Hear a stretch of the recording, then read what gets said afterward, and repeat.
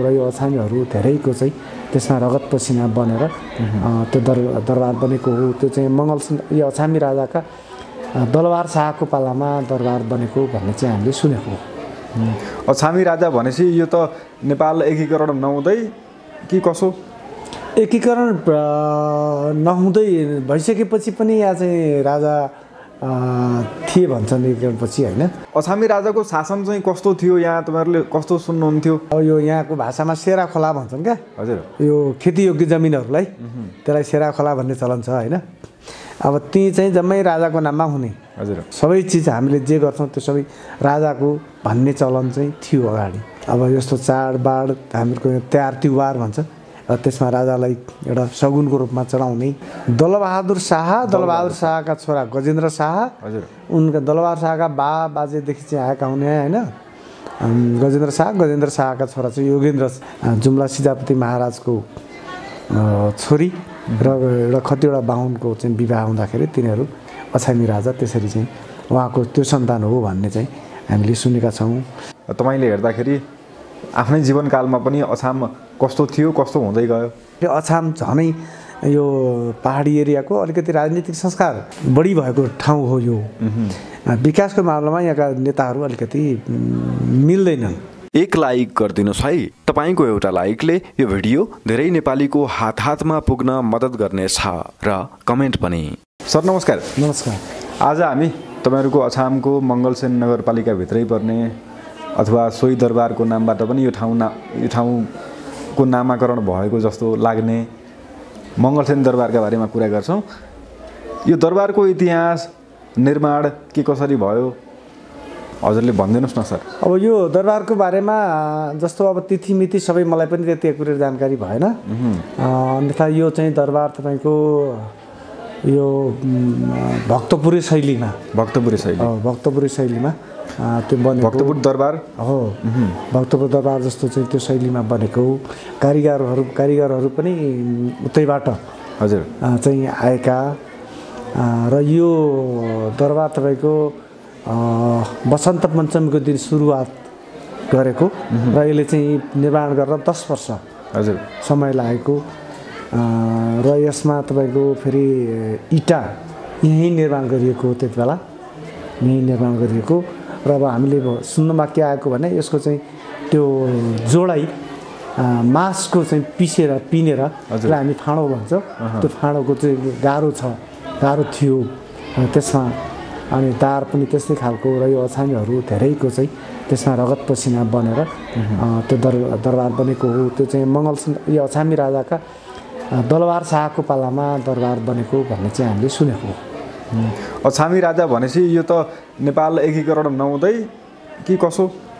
एकीकरण नहुँदै भइसकेपछि पनि यहाँ चाहिँ राजा थिए भन्छन् एकीकरणपछि, होइन? मतलब पृथ्वीनारायण शाहले नेपाललाई हो यो बहादुर शाहको पालामा 2224 राज्य अन्त्य गर्दाखेरि पछिसम्म भत्ता खानेमा त अछामी राजा पर्दैनथे। तर भत्ता खाने अरू चाहिँ यहाँको चौतारियाहरू 2224 राजाहरू अरू परि तापनि तर तिनीहरूलाई पनि लिडिङ गर्ने तिनलाई पनि गर्ने चाहिँ यो अछामी राजाको चाहिँ बाहुल्यता हो। त्यसअनुसार जस्तो अहिले सङ्घीयता भनेर केन्द्रले प्रदेश स्थानीय तहलाई एक हिसाबले नियन्त्रण गरेको छ नि। 2224 राज्य अन्त्य गर्दा पृथ्वीनारायण शाहले पनि ती राजाहरूलाई चाहिँ तिम्रो कामकाज तिम्रो जिल्ला चाहिँ चलाऊ भन्ने हिसाबले छाडेर त्यो माथि चाहिँ आफूले शासन गर्थे, त्यस्तो हो त? त्यो यो करिब 16 डोलो चाहिँ उस्तै लाग्छ। अब त्यति बेला पनि अब अहिले सङ्घीयता जसरी दिएको छ त्यति बेला पनि नियन्त्रण शासन चाहिँ अथवा स्वामित्व हजुर आफ्नो, तर त्यहाँ चाहिँ अब तिम्रो गरी खाऊ अथवा चलाएर खाऊ भन्ने खालको त्यति बेला।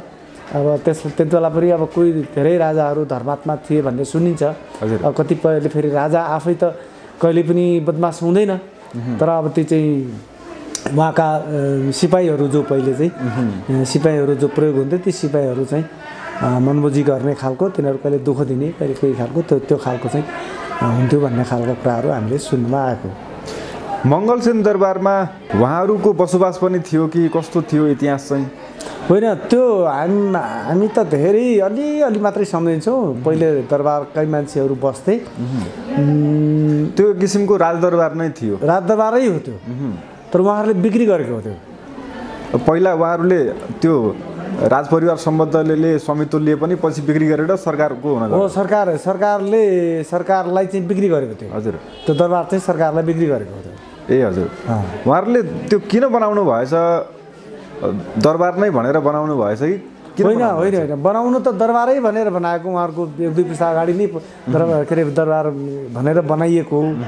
पछि यहाँ एउटा बाध्यता पनि कस्तो भयो भने सदरमुकाम चाहिँ हुनुपर्ने भयो। यहाँ सदरमुकाम, हजुर, सदरमुकाम चाहिँ अब त्यसका लागि ठाउँ चाहिने भयो। सुरुमा राजाको बसाइ छँदै पनि केही सरकारी कार्यालयहरू त्यतैपट्टि बसेका थिए।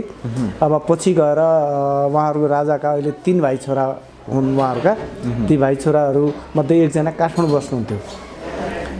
बस्नुहुन्थ्यो, माइला बस्नुहुन्थ्यो। उहाँले चाहिँ अब सरकार, अब किनभने अब त्यति बेला सरकार भन्ने बित्तिकै दरबारको बढी हात हुन्थ्यो काठमाडौँमा।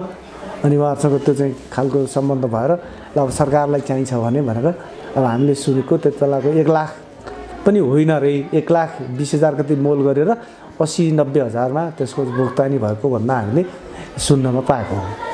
लिखित हेर्ने भने चाहिँ कतै त्यो अहिले इन्टरनेटमा भनौँ न 80,000 रुपैयाँ भन्ने मैले पनि पढेको थिएँ। त्यही 80,000 हामीले पनि अब सुन्नमा 1,20,000 कि कति चाहिँ मोल भएर पछि 80,000मा भएको भन्ने कुरा सुनेको। मासको अब त्यो सिमेन्टको उत्पत्ति अथवा आविष्कार नभएको समय भनौँ होइन, त्यो बेलामा घर यहाँ पनि अहिले पनि सिमेन्ट, प्योर सिमेन्ट प्रयोग भएको छैन। अहिले पनि प्रयोग भएको छैन। त्यो चाहिँ त्यो छुट्टै खालको इँटालाई नै घोलेर के गरेर त्यही पहिलेकै चाहिँ मोडेलमा होला जस्तो लाग्छ। मङ्गलसेन दरबारको समय इतिहास चाहिँ कति वर्ष पुरानो दरबार हो यो? 100 वर्षभन्दा पुरानो हो भन्दा सुनेको हामीले। 100 वर्षभन्दा पुरानो दरबार चाहिँ हो यो। पुरानो दरबार कस्तो थियो अनि अहिले नवनिर्माण भइरहेको दरबार त्यसैको मौलिकता जोगाउने हिसाबले निर्माण भइराखेको छ कि कस्तो छ? दरबार चाहिँ त्यही पुरानै मौलिकता झल्काउने खालको देखिन्छ। हजुर, अब हामी सानै छँदाखेरि पनि दरबारको त्यति ख्याल त रहेन। तथापि पछि अब सरकारी कार्यालयहरू बस्ने, सुरुमा त धेरै सरकारी कार्यालयहरू थिए। तर पछि जब 2058 सालमा आक्रमण भयो, त्यो आक्रमण कसरी भयो? आक्रमण माओवादीहरूले चाहिँ आक्रमण गरे। त्यहाँ चाहिँ जिल्ला प्रशासन कार्यालय र सिडिओ साहबको आवास थियो त्यहाँ। ए हजुर। र के भन्छ यो अनुसन्धान, राष्ट्रिय अनुसन्धान परिषद के राष्ट्रिय अनुसन्धान विभाग, यो चाहिँ जनसम्पर्क भन्ने हुन्थ्यो नि त। हो, त्यसको त्यो मात्रै त्यहाँ थियो। सिडिओ साहबलाई र त्यही जनसम्पर्क अधिकृतको परिवारलाई निशाना बनायो। अब सिडिओ कार्यालय भएका कारणले त्यसलाई चाहिँ निशाना बनाइयो र त्यसलाई चाहिँ ध्वस्त गरियो। ठुलै आक्रमण भएको छ। ठुलै आक्रमण हो। त्यसमा त आक्रमणको त अब तपाईँको रेकर्डेरै 55 जना कि 58 जना आर्मीमा 55 जना आर्मीको मरे, 40-45 जना प्रहरीहरू मरे। अनि त्यसपछि अब कति सर्वसाधारण माओवादीहरूको त रेकर्डै छैन, कति लास भेटे, कति पछिसम्म पनि भेटिँदै थिए। त्यसैले त अब यो म त यही फेरि दरबार त्यहाँ नजिकै बसेको थिएँ। त्यही मेरो बसाइ पनि त्यहाँ नजिकै थियो। तपाईँले प्रत्यक्ष देख्नुभयो? प्रत्यक्ष भनेको अब सुन्ने, अनि बिहान त्यो पुलिसहरू त्यो गाडी आवाज, त्यो हेलिकप्टर आउँदाखेरि त्यो सारा सबै, अनि पछिल्लो दिन आएका त्यो आर्मीहरूसँग म त अब त्यो टोटल्ली रातभरिको भनौँ न जानकार छु। त्यो 58 सालमा त्यो खालको भयो। भनेपछि 58 जना भन्दा पनि बढीको ज्यान जाने गरी त्यो आक्रमण भयो। हो, होइन 55 यो आर्मीहरूको ब्यारेक माथि थियो। ए हजुर। त्यहाँ चाहिँ 58 जनाको दरबन्दी, 55 जना, 3 जना यताउता कहाँ के गरेर चाहिँ भागे। 55 जना लास भयो। हो, त्यो भयो। अनि अब तलपट्टि पुलिसहरू, त्यो पुलिसहरूलाई कन्ट्रोल गरेर पुलिसहरूले चाहिँ त्यसलाई कन्ट्रोल नगर्न सकेको भए उनीहरू त्यसलाई चाहिँ यहाँ झन्डा गाड्ने अनि अरू पब्लिकलाई ल्याएर दुःख दिने पछिल्लो दिन धेरै कुराहरू थियो। तर त्यो चाहिँ पुलिसहरूले साहस गरे यहाँ। त्यो खालको भएको हो त्यति बेला। ए भनेको मतलब अनि त्यो दरबार त्योभन्दा अगाडि अलिकति यिनीहरूले आफ्नो सहजताका लागि कहीँ चुनिरहेछ त्यो पहिलाको कौलाहरू जो थियो नि पुरानो हो हजुर त्यसलाई उखेलेर अनि कतिपय ठाउँमा टिन चिन लगाइसकेको थियो तर पछि फेरि पुरातत्व विभागले त्यसलाई रोक्यो आधा टिन आधा चाहिँ कौला जस्तो देखिन्थ्यो पहिले पछि दरबार अन्त सुरुमा त हो होइन त्यो भत्किनुभन्दा अगाडि ए हजुर भत्किनुभन्दा अगाडि नै त्यस्तो खालको जीर्ण हुँदै गएपछि जीर्णभन्दा त्यो पानी सानी चुइने भएछ त्यो भइसकेपछि अब त्यो प्रशासकै यहाँको चाहिँ विकास प्रेमी विकासले यिनीहरू को मिलेर त्यसलाई चाहिँ त्यो माथि टिन चाहिँ फेर्न खोजे तर पुरातत्व विभागले थाहा पाएपछि रोक्यो त्यसलाई हजुर हजुर त्यो खालको पछि अलिकति अब त्यति सो जस्तो थिएन अगाडिको जस्तो तर अब अहिले जो बन्दैछ यो चाहिँ यसले पनि धेरै लिङ्गरिङ गर्यो धेरै टाइम लाग्यो तर जे होस् त्यो चाहिँ दरबारको आकार चाहिँ बन्दैछ भनेपछि 58 सालमा यो दरबार एकपटक चाहिँ पूर्ण ध्वस्त भइसकेको पूर्ण यो महिनौँ दिनसम्म त्यो फेरि काठ पनि त्यस्तै खालको महिनौँ दिनसम्म आगै बलेको हो त्यहाँ है अनि यो त्यति बेला गाविस थियो यो चाहिँ मङ्गलसिंह गाविसका वडाले पालो लाएर त्यसलाई चाहिँ सफा गरिएको त्यो महिनौँ दिनपछि होइन त्यो खालको त्यसरी सफा गरेर त्यो त्यहाँको इँटा सिटा सारा सबै त्यहाँको चाहिँ त्यो खालको कुराहरू भएको थियो भनेपछि अहिले पुरातत्व विभागले आफ्नो हिसाबले सरकारसँग बजेट मागेर काम गरिराखेको छ हजुर हजुर त्यो खालको अहिले भनेपछि यो दरबारको ऐतिहासिकता मौलिकता जोगाउन त्यही किसिमले पुनर्निर्माण भइरहेको हो त्यही किसिमले कति समय भयो निर्माण कहाँ पुग्यो हजुरलाई के कति जानकारी छ यो अब ठेका भएको मलाई थाहा छैन 62 सालभन्दा पछि नै ठेका भएको हो यो चाहिँ यसले पनि 10 वर्षभन्दा बढी नै बेसिक भइसक्यो ए पछिल्लो 10 वर्षदेखि बनि नै रहेछ यो कहिले के हुने खै अब कहिले ठेकेदारले काठ पाएन भन्छ अब यो ठेकेदारमाथि पनि नियन्त्रण निगरानी अथवा त्यो चाहिँ अलिकति तागत गर्ने सिस्टम छ कि छैन त्यस्तो खालको यो भइरहेछ अब हामीले पनि एउटा यो सचेत नागरिकको हिसाबले कुरा उठाइरहेछौँ तथापि त्यसको चाहिँ सुनवाई कमै रूपमा भइरहेछ अहिले अब सरकारकै स्वामित्वमा भनौँ दरबार होइन हजुर उनीहरूले चाहिँ किन बेचेछन् अथवा सरकारले नै यो ऐतिहासिक पुरातात्विक स्थल अथवा दरबार भएको कारणले त्यसरी आफ्नो नियन्त्रणमा राख्न खोज्यो आफ्नो स्वामित्वमा राख्न खोज्यो कि परिवारजनले चाहिँ किन छोडे पछि पुरातत्व विभागले अब त्यस्ता कुराहरू चाहे व्यक्तिको होस् चाहे जसको होस् त्यसलाई आफूले आफ्नो नियन्त्रणमा लिने कुरा त पछि गर्यो होला पुरातत्व विभागले हजुर अगाडि उहाँहरूले आफ्नो एउटा सरकारको आवश्यकता सरकारी कार्यालयहरूको आवश्यकता दोस्रो राजाहरूको पनि अब पहिला त त्यो भवनकै रूपमा प्रयोग गर्नलाई पहिले त होइन निवास आवासै हो त त्यहाँ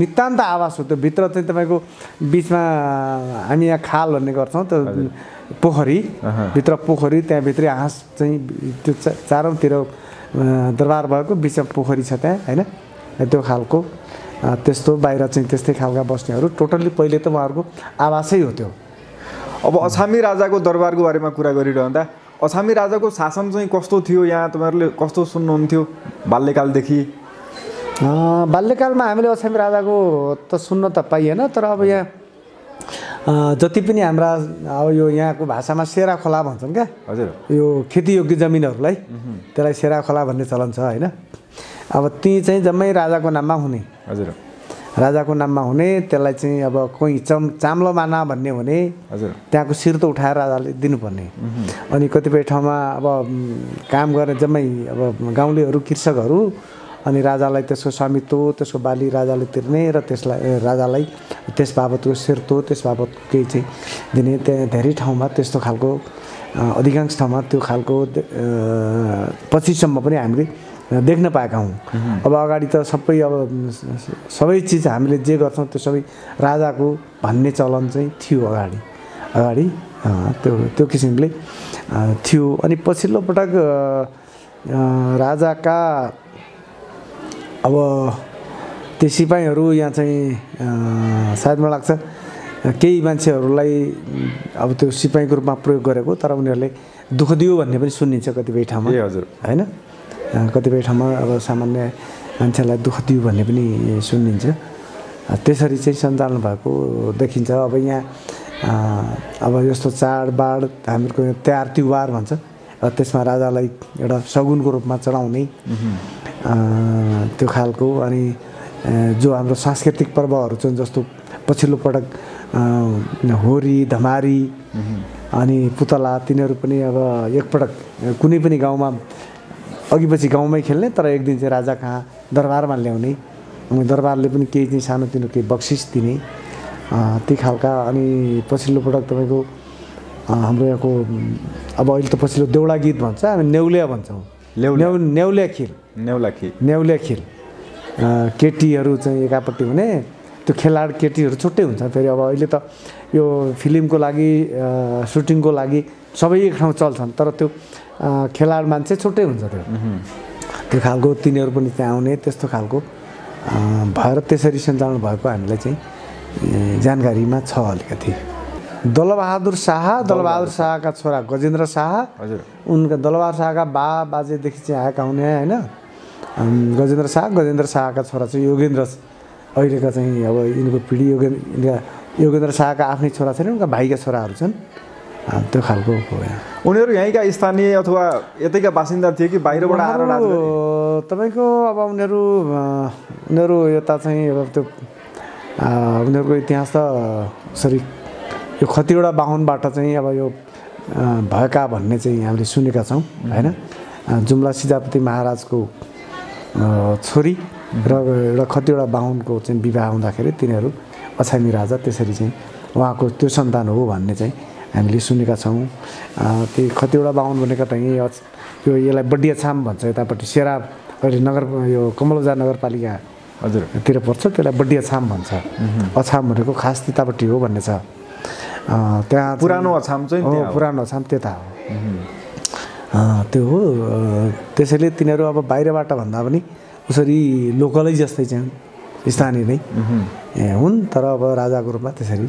राजाकी मैयासँग विवाह गरिसकेपछि अनि त्यो भयो उनीहरूभन्दा अगाडि पनि त्यसरी कुनै राजाले यो ठाउँमा शासन गर्थे अब यहाँ यो ठाउँमा दरबार कोटहरू छन् यहाँ माथि सुरीकोट भन्ने पनि छ हजुर होइन त्योभन्दा अगाडि पनि कुनै न कुनै ठाउँमा कुनै तपाईँको यता एउटा सेन राजा भनेको यता चाहिँ बान्नेगढी पनि तपाईँहरूले त्यहाँ पनि राजा चाहिँ अगाडि त्यहाँ त्योभन्दा अगाडिका राजाहरू त्यसरी उनीहरूले त्यसरी चलाएको ठाउँमा त्यसरी राजाहरू भएको चाहिँ सुनिन्छ त्यो 2200-2400 राज्यको पनि यो थरोले अनुभव गरेको भनौँ होइन स्थानीय स्तरमा आफ्नै राजा भएको ठाउँ समयक्रममा पृथ्वीनारायण शाहले एकीकरण गरे पछाडि समुन्नत नेपाल बन्यो अहिले पछिल्लो समय चाहिँ अछामको अवस्था कस्तो छ तपाईँले हेर्दाखेरि आफ्नै जीवनकालमा पनि अछाम कस्तो थियो कस्तो हुँदै गयो